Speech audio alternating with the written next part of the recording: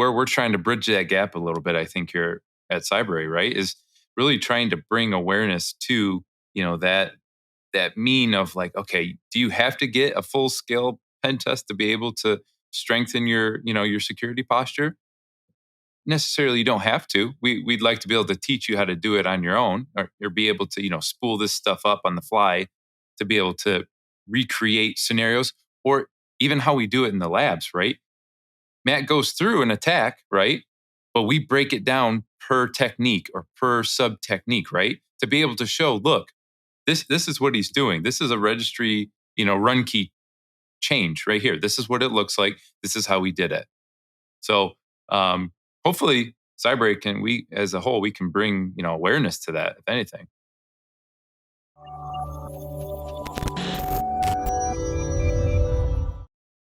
Hello and welcome back to the Cybrary podcast. I'm your perennial host, Will Carlson, Senior Director of Content here at Cybrary. And I'm, Matt, Owen, I guess you just can't get enough. I can't seem to keep you away. Thanks for joining again and hopping on the show to talk about, a little bit about the next threat actor campaign that we've launched on platform, but I guess more generally, the two E's here in this particular campaign. Which were they? Exfiltration and Exfiltration. Yeah. I don't know why we whispered that, but yeah. Exfiltration and extortion, right? So we're riffing a little bit on some of the previous discussion that we've had in some ways about ransomware. And I know we were even talking internally with some of the team here at Cybrary is like, what are the differences, right? And I think just kind of as lead off, hopefully a lot of the audience knows, but for any of you that don't,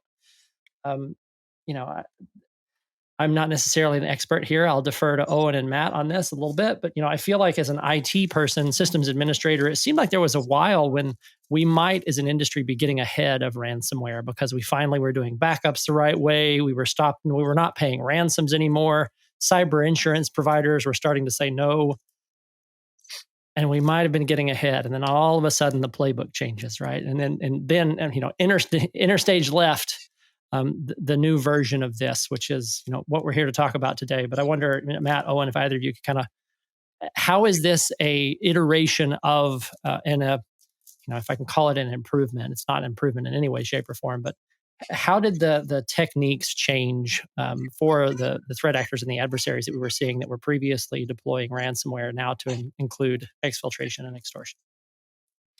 Yeah, I'll start. I think we were just kind of joking about it before we started recording here, but I think the increased credibility and creativity of phishing has definitely gotten a lot better.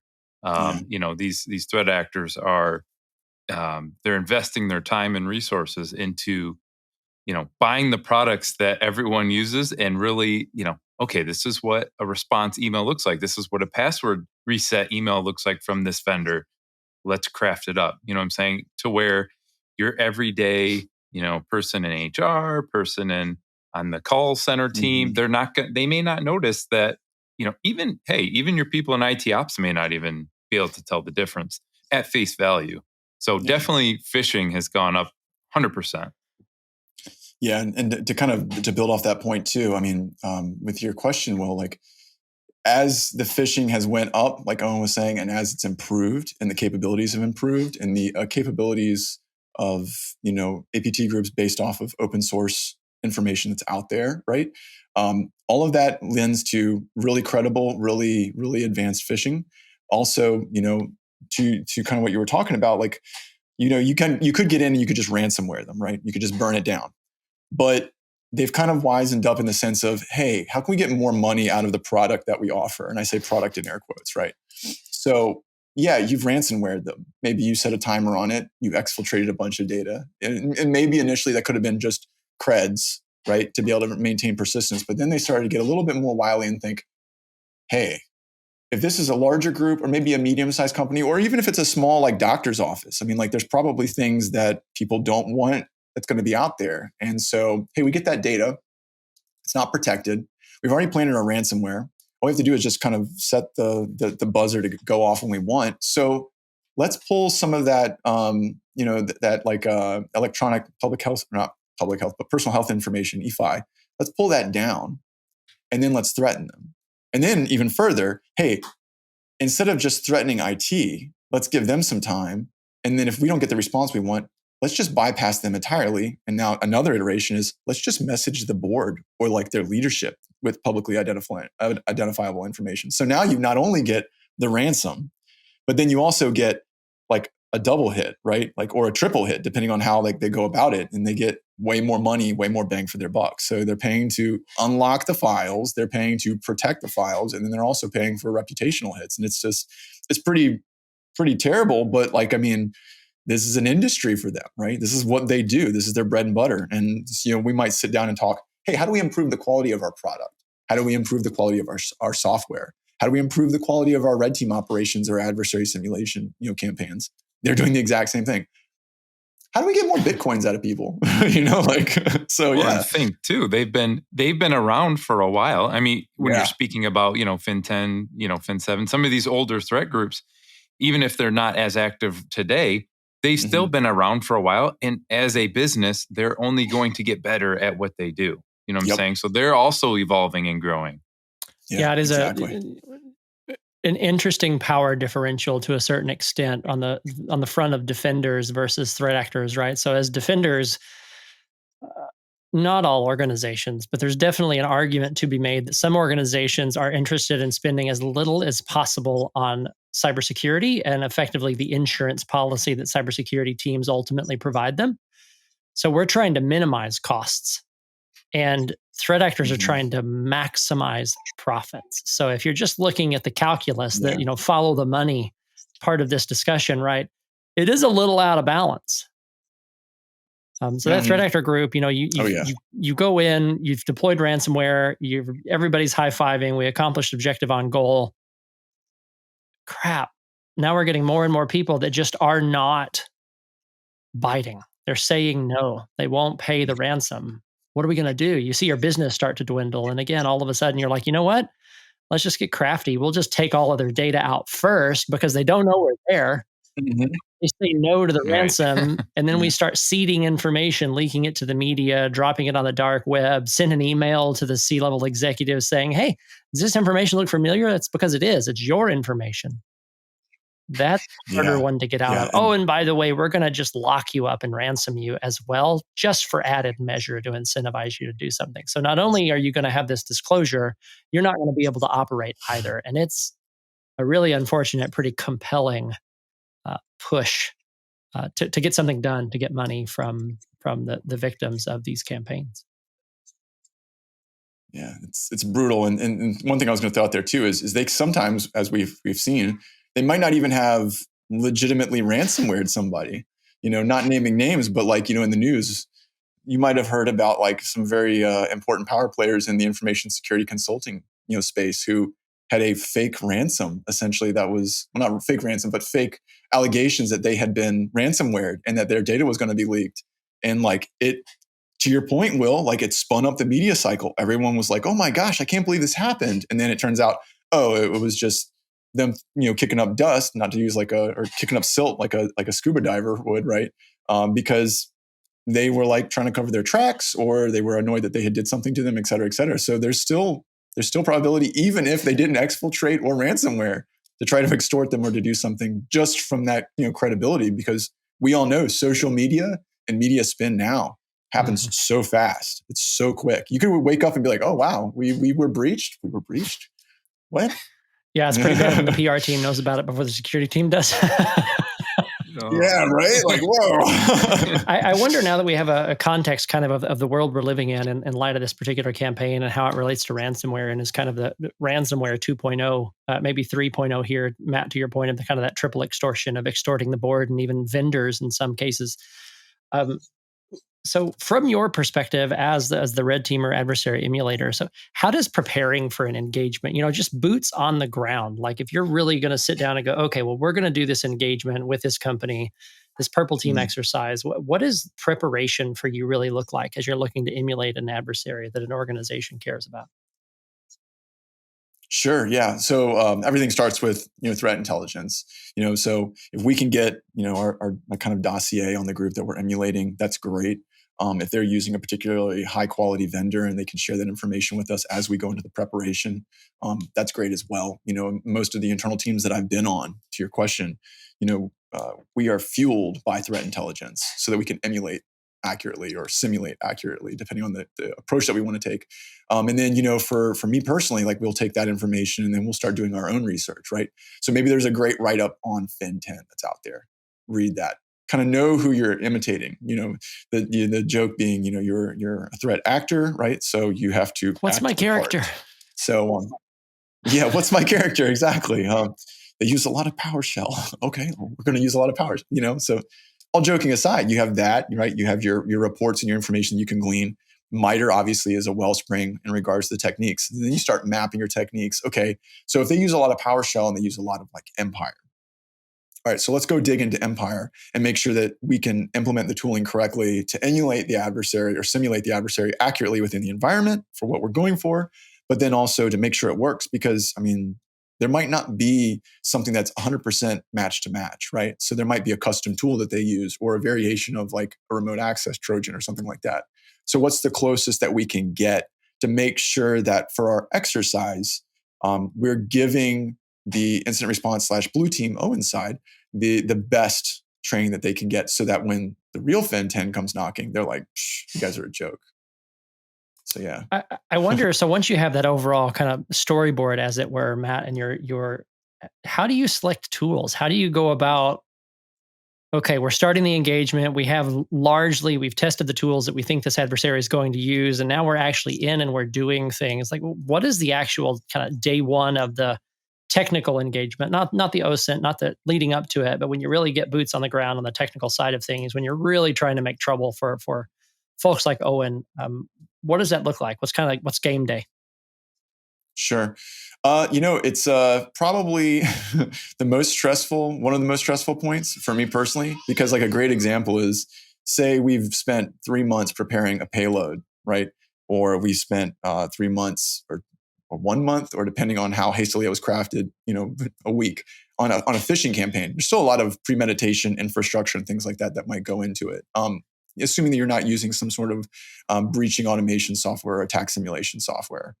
So when you send that out, especially if you're doing it more like on a red teamy simulate side, and it's the incident response team / blue team isn't red in, there's a little bit of like, oh, because you put all that hard work into this phishing payload, and then if they have good defenses, it's just going to get shut down right out of the gate. So there's a little bit of the nervous sweat, but once you get in, because invariably someone will click because there's a free iPod or like an iWatch or maybe some tickets to like a AMC theater or something like that. When they go for it, then you're like, okay, we're in. Let's set our persistence. Let's start acting the part, right? Let's start doing the thing. If we have an assumed breach, obviously that stress has been reduced. If it's an assumed breach or it's a purple team and we have volunteer. I volunteer as tribute. We pop them and we are in their box and we do our things. Cool, right? There's a little bit less stress. But from there, it's like you said, game day. All right, what's our process? Okay, we get in, we set persistence. Can we elevate? Can't elevate? Okay. Can we laterally move to another system? What does this user have access to, et cetera, et cetera? And then act out the part where it makes sense. Because, for example, if you're doing one particular APT group and they might aggressively, use PS exec or something like that, another group might not, right? So acting that part out that was driven by the threat intelligence and then going from there. So it's more of once you're in and, depending on the style of the engagement, you're executing, there's a little bit less stress. But for me personally, that initial fish, because you've waited so long to finally use it, and you're like, oh, please don't fail. It would be great if we could get a shell. Please work. Yeah, please work. Please work. Yeah, no, that's interesting. So you clearly would have done all your preparations up to that point, right? So no good to get a fish, get in, and then not be able to do anything. So you've done months, sometimes longer work getting ready for this. And if you can't even get past the security guard at the door, that was all for naught. But that would be great for Owen and team if that's the case. To your point, though, usually leveraging the human element at that point, you can probably get in the door. So I wonder, flipping the script over to the other side of the coin now, right? So Owen, to your side, how do you start? How do you keep him out? What does game day look like for you? Like, right. So you setting the stage, I'm sure you walk into the office like a normal day. Let's say you haven't been read in and Matt's been engaged externally to come in and do this. And it's just a normal day at the office and you sit down to the console and you've got some alerts and you begin triaging those. And then at some point you realize something's wrong. What's the thought process? Where do you go? What do you do? How do you start? Totally. Yeah. Well, funny enough, I think we both start from red team, blue side. I think we both start with the threat intelligence, as the key indicator or the key source of truth. So essentially, on the defensive side, you're going to have that threat intel baked into your tools, so that it's tuned in and focused on the sector that is most relevant to you. If you're in fintech, you'd want to be consuming that type of threat intel to only be looking at threat actors that may actually come after you. But I mean, playing to your scenario there, referencing, doing lookups on those alerts to be able to really rule out, okay, is this something legitimate, or is this just a script kiddie, or is it, who knows, some dev messing around. Ideally, on a day-to-day basis, week-to-week basis, when you're looking at your SIM from like a response perspective, you're combing through logs and alerts and incidents. It's really focusing on the anomalies, like having a way to be able to tell what's normal and what's not normal. So either spikes in activity or droughts in a certain data source, even like health events too that may be triggering, like, oh, hey, you're missing data all of a sudden from for 5 or 10 minutes from your sysmon logs or your networking logs. That may be, who knows, that could be a hidden indicator that pays into a bigger attack that could be happening. Also, playing into the whole normalization of your network, having an understanding of like, okay, what does normal file activity look like? What users have the ability to interact with certain files? All of a sudden you have Becky from HR who's editing legal in the legal folder, and she's editing Excel spreadsheets, modifying them, changing them, or even more severely, making registry changes on her computer. Like, that's not common, right? So just having that mindset of being able to look at your instance, and this takes time, obviously, as a defender, to learn your environment and learn what's normal, what's not. But ideally, on a day-to-day basis, you sit down, you're looking at your alerts. That's kind of my mindset going into it. So if I can paraphrase that a little bit, it's that situational awareness that's really important, right? So what might be an indicator of something strange in one environment might be totally normal in another, and that just takes a fair bit of time and experience to figure those things out. Would you say that's accurate, Owen? Yeah. Oh, yeah, very accurate. And kind of to play it into these courses that we're delivering, you have to understand too, we're providing you with the base search, the base visibility of like, okay, this is what it takes just to be in the game, just to find the activity. But at the end of the day, all of these, they're up to you to sit down and tailor them, tune them to your environment so that it's applicable. Because you may put this in your SIM and it may light up and it may be all false positive because that activity is normal. Or you may not see anything because that activity is just, it's not applicable. So, being able to really have someone, with whether it's in security or operations or IT, that can sit down with you and go, okay, this is normal, this is not, is really beneficial from the defensive side when you're building these alerts out. Yeah, that's great. I think it speaks a lot to the amount of on-the-job training required. So you can have an amazing professional step into the job, and they may be able to get to work a little bit, but there's going to be a fair bit of time, both on the offensive side, Matt, and on the defensive side too, for sure, Owen, before they are really operationally ready, boots on the ground, proficient in the environment to be able to identify some of those things. I think for me, it makes it that much more important that, and it's some of the risk, and I think some of the hesitancy in the market for bringing in people that don't have the fundamentals already at hand, because even when you do, there can be so much to continue to grow and learn. Yet it's a funny situation that we're in the market as well, and that there's just not enough people. So we are having to bring in some of those folks. So there's a lot of ground to cover, even for people that already have all of the basics well under their belt. But bringing in those that don't and trying to upskill them and get them up to speed as fast as possible is really important also. Yeah. I wonder, Owen, as you're going through, let's say from the blue team side of this, let's say you're given some cyber threat intel and you're wanting to make sure you have everything in place to detect this particular threat actor. What does that process look like for you, right? So you have the CTI report, you know what techniques they're after. Said maybe a different way, pointedly about the way we've built these campaigns, and that we all largely agreed what the engagement was going to look like. You had an idea at least about what the bad guy Matt was going to be doing and who he's emulating, and you're going in ahead of him doing that, building some of these detections to get ready to catch him. So what's your thought process there? How does that work? How do you get started and move from the CTI report, which is good information, and actually operationalize that and get it out in the environment? Sure. Yeah. So, I mean, the first thing I do is take that report and then reference it to, something obviously like MITRE does a great job of listing out per threat actor everything that they do, all their tool sets that they may use, their techniques that they use. So I compare it to something like that, and then I take that the correlation of those two data points, and I look in my SIM and I go, okay, do I have anything that can detect this type of activity? Right? Am I looking for anything PowerShell? Okay, I'm looking for PowerShell execution. Great. Do I have anything further than that? You know what I'm saying? So it's just really it's a constant tuning game of being able to take that report and evaluate your current instance of the rules and the signals that you may have in place, and just continuously build on it to, and it may take time because you may add in some logic that you think, oh, this would be really, I mean, if they got away with this, it would be a showstopper. But it may end up, who knows, it may end up breaking your rule set. It's a constant back and forth where you have to actually be able to try to execute some of this stuff so that you can test it on the fly.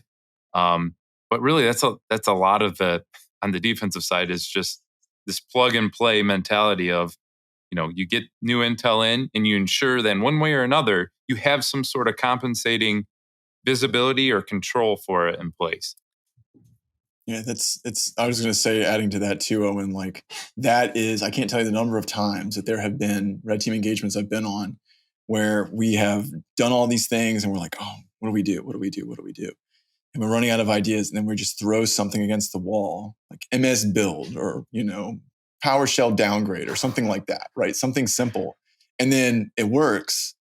And in the readout or the debrief, we're like, what happened, guys? Like, we thought like that was debrief. Like, yeah, the whole debrief. Yeah, and it's just like, well, we have that ruling or that implementation, or we had that control, but it looks like it wasn't turned on, or it wasn't validated. Or it was a static line that it was looking for versus like the Win API call or something like that, right? And that happens a lot, to your point, Owen. And like that is so important to be able to say, hey, not only do we have our rules or our signals or our detection logic or whatever, we also need to validate it. We need to validate that it's working the environment correctly, and exactly what Owen has been hitting at, like knowing the environment that you're with, knowing what your environment regular activity looks like, what are the ups and downs, the ebbs and flows. If you're not getting logs from this one particular system, it could be that, it's just going through a patch cycle, but it could also mean that, something is tangling it up. Maybe someone has deleted log files. Maybe they've stomped a particular file to make sure that it looks a particular way. Could be maybe the CPU cycles are going up, and that could be the big thing, right? Oh, wow, that CPU cycle is going up. Then there was this weird movement, and now all the servers in this like pool their cycles are going up. We should check the processes. Oh, it looks like it's an in-memory crypto miner. So those things happen, and you're exactly right. Like, and it could be something as simple as making sure the lights are on. Yep.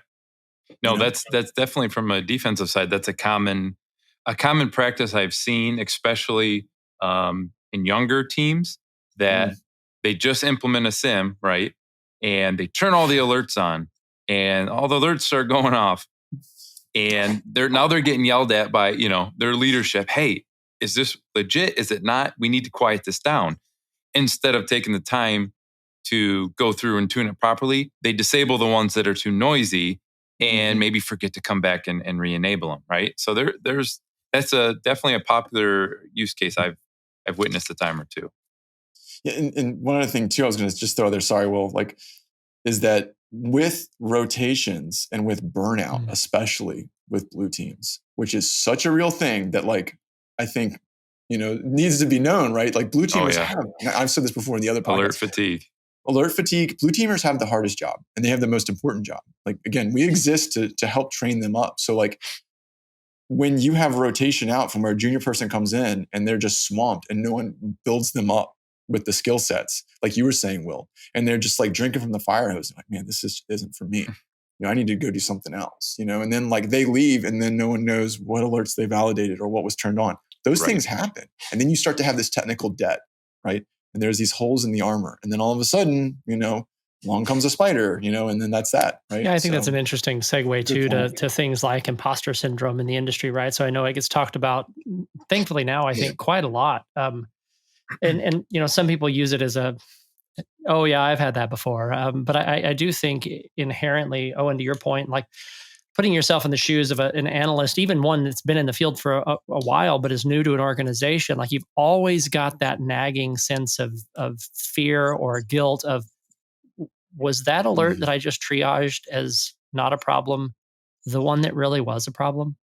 How do I know it wasn't? Yep. How do I make sure I'm hearing all the signal and all the input that I really need to? I'm cutting through the noise and I know the baseline well enough inherently. Or what if the organization doesn't give us the tool that I think we need to be able to help, understand what the user behavior baseline really is? And now all of a sudden I'm just having to figure that out on the fly every single day. And it's, the risks for a series of mistriaged tickets are pretty significant.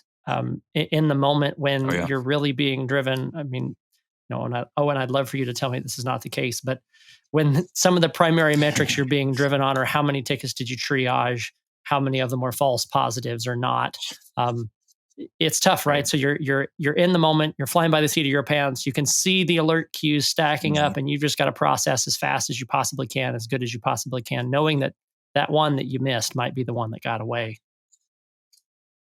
Right. And then try to sleep that night, knowing that it's going to be on the forefront of your mind, oh crap.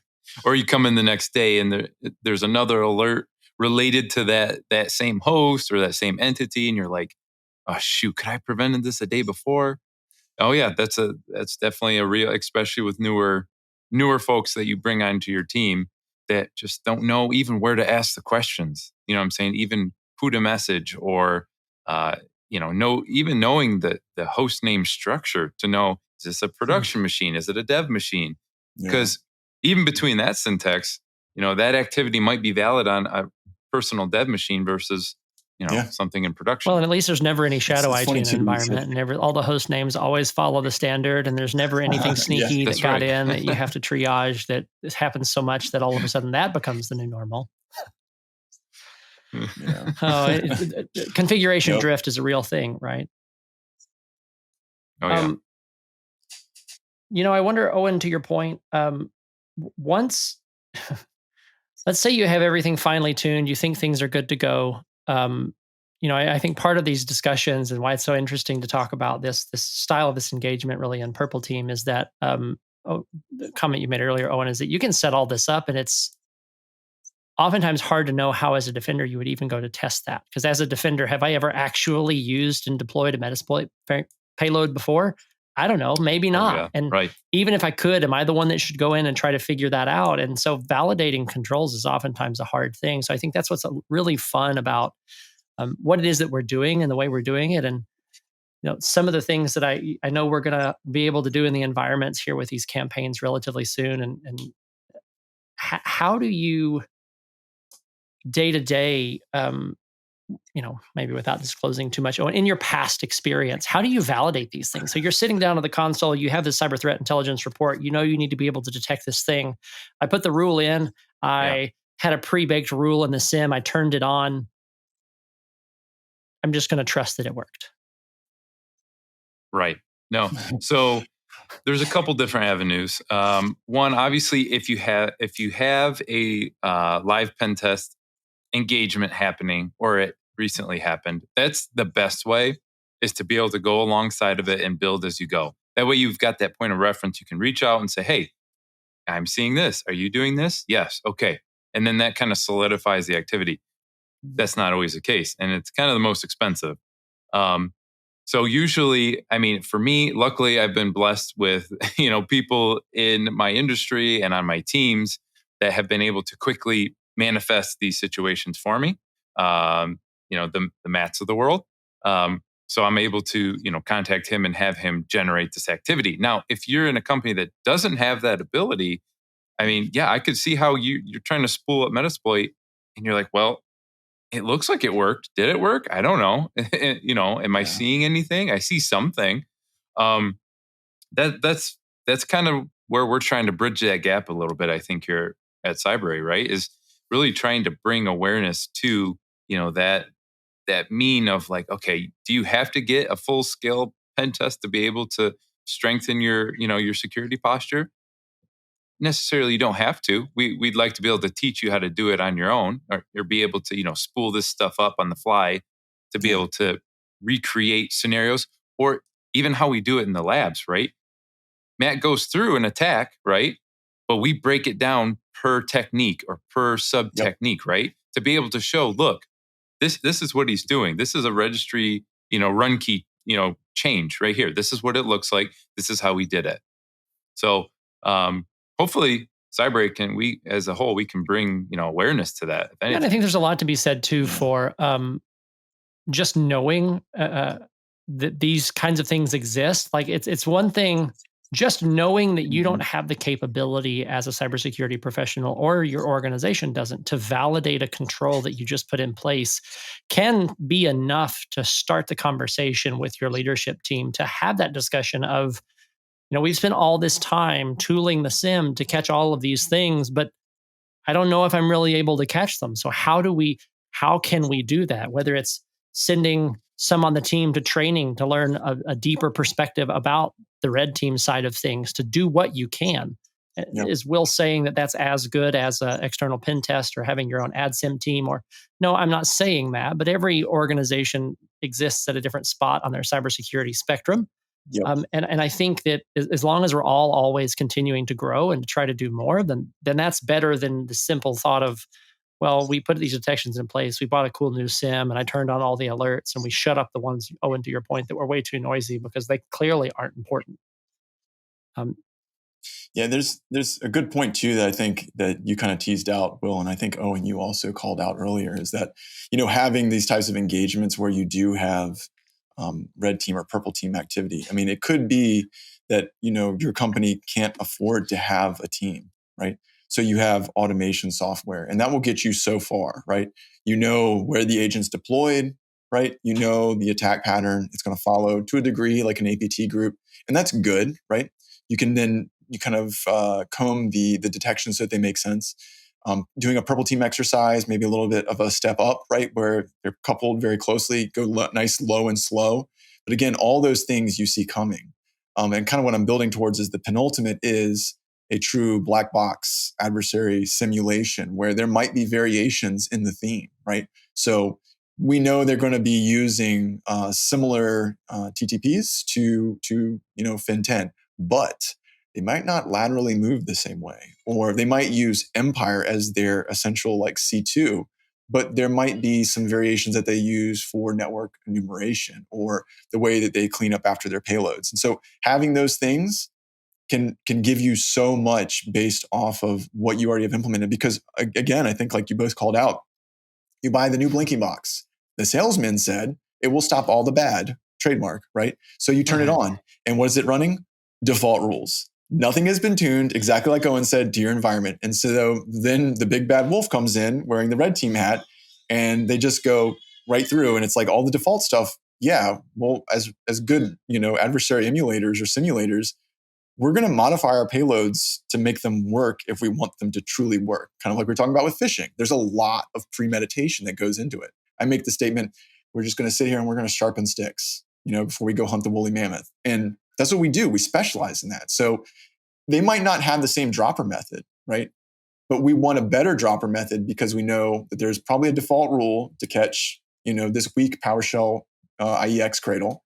So we do a little variation on that, right? We use remote template injection, or we use, Excel linked libraries or something like that. But that's not fair, Matt. And then we get the in. CTI report said the adversary did it this one specific way. Yeah, you can't do that. call an audible on the play. That's completely unfair.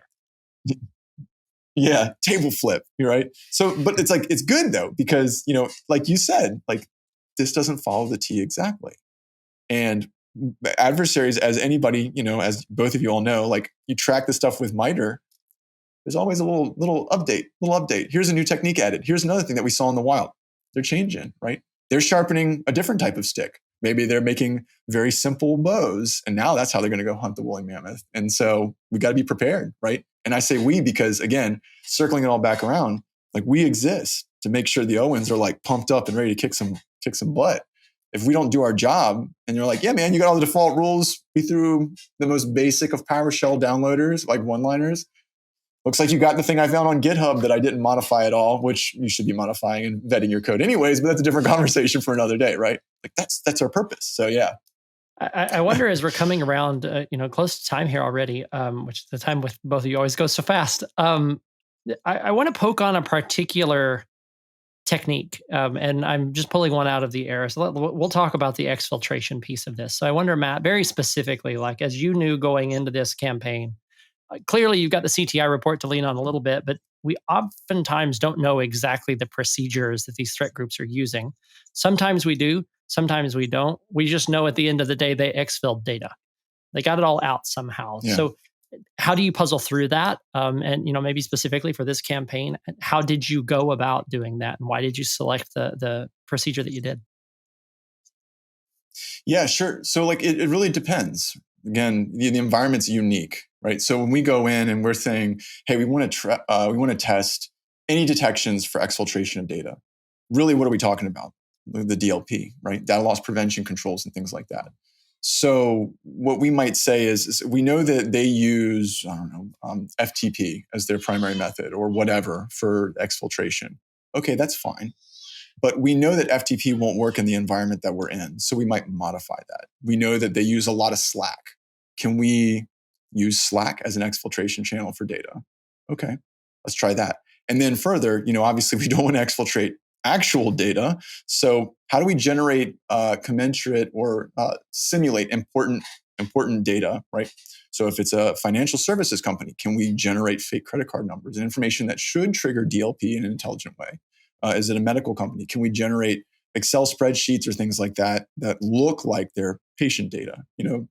Something that is close enough to the real thing that it should trigger all the rules. Something that's close enough to the adversary that makes sense. Like, what are we exfiltrating? Are we just going to try to exfiltrate information from the network itself that we could then sell? Or are we again, trying to exfiltrate information that would be pertinent to the products that they sell, right? Maybe they're a development research company for, like mining services. They're working on a new drill bit that's going to change everything and how mining is handled, right? That's fine. But we have to make sure that we do it in a way that is appropriately going to trigger the correct controls. And then we go forth and we go forth and seek knowledge per se. And by doing that and honing it correctly, kind of like with the other stuff, we know that we're testing the controls. We know that we're making it accurate. And we know that we're meeting the objective of making sure that blue team is getting the duress that they need to kind of have that resistance to make the muscles bigger. So that's usually the process. Sometimes it's a little bit on the fly because I'll be honest with you all, like sometimes we go in and we're like, okay, we know they're going to catch us. So we need to do this super secret squirrel triple backflip through the lasers technique. And it goes fine. And we're like, okay, that was cool, but maybe we make it a little bit louder. And then it gets to the point where like literally just emailing out this giant list of credit cards. We're yelling at you now. Like literally like, somebody read the email on the way out, please stop us. And they're like, nope, didn't see it. And you're just like, okay, well, we know where we need to start, right? So that's usually the process. So flipping that coin, Owen, I wonder, this is an interesting one to me because depending on how the adversary is getting data out, this can be a tricky one to catch. But so I just wonder, as you're setting up detections and controls against data exfiltration, kind of where do you start? What tools do you use? What's the low-hanging fruit? And then kind of, how do you get more sophisticated in the tool stack to detect this particular one? Because again, right, Sure. There's data leaving networks all the time. You've got internet connections, you've got legitimate FTP, this is a really noisy one that can get pretty complicated fast.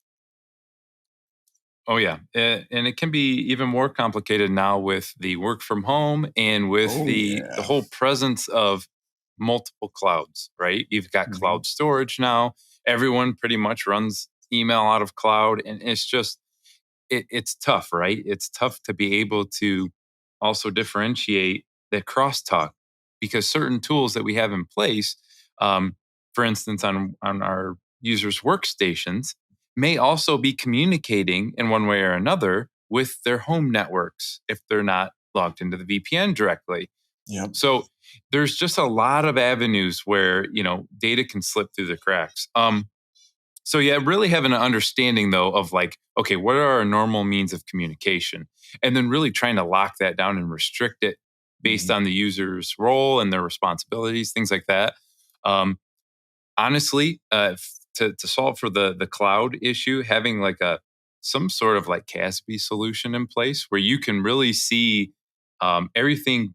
You're really trying to force everything through that one tunnel as best as you can, and ensure that okay, the accounts and the machines that are connecting and sending data through there are able to. CASBs do a great job of being able to really force through that tunnel and then create visibility into the different clouds and what's happening, even the public cloud. So, hey, user, what did I call her? Beth from HR or Bethany from HR. She sent an Excel spreadsheet from her, her work Gmail to her personal Gmail. A CASB would be able to tell you, that you're going from that private domain to that public domain Gmail. Or Drive, or whatever. So really having an understanding of okay, where are outbound communications going, and then also having that email DLP gateway in place, whatever that looks like. That would help you both on the front end to stop the phishing, and then also you would hope it would help you on the way out, preventing, like Matt was saying, credit cards or whatnot. Being able to at least match those syntaxes up and try to stop those from yeah, and I think this is where defense in depth really gets interesting, right? So if all you're trying to detect and the only thing you can see is when data miraculously starts leaving the network, that's going to be hard because data leaves networks all the time. So I think the hope would be from a defensive perspective that you start looking harder for data leaving the network because you've seen other things that give you pause and make you wonder, that actually might be happening. And I'm worried about that because I have these 3 other things. And at that point, you're on the trail and you kind of know what endpoint that might be happening from. And then you're looking through logs and you go, oh, look, the CASB says that this is happening. That's not normal baseline for this particular machine. And by the way, this is a machine that we think is at risk because of these other 3 techniques that point to that particular endpoint. So again, we're Sherlock Holmes a little bit here, but you have to have the detections in place to be able to cobble all that together because data exfiltration is such a tough one to me, right? Because there's data traversing networks, public and private, on a regular basis all the time. It's really noisy with legitimate reasons. I don't think any of us want to be the reason that the CEO can't send the email that they want to send because DLP caught them. I'm trying to send something to a vendor, get out of my way. That's a quick way to get rules shut off. Well, we've come up on time. Again, the time always goes so fast with both of you. I appreciate you both being on. I'm confident that as long as you're willing to stick with us and continue to produce great content, which I know you will, we're excited to have you on. We'll have more discussions like this, and I'm very much looking forward to it. Thank you both for joining today. Thank you all for listening in, and we'll see you in the next episode.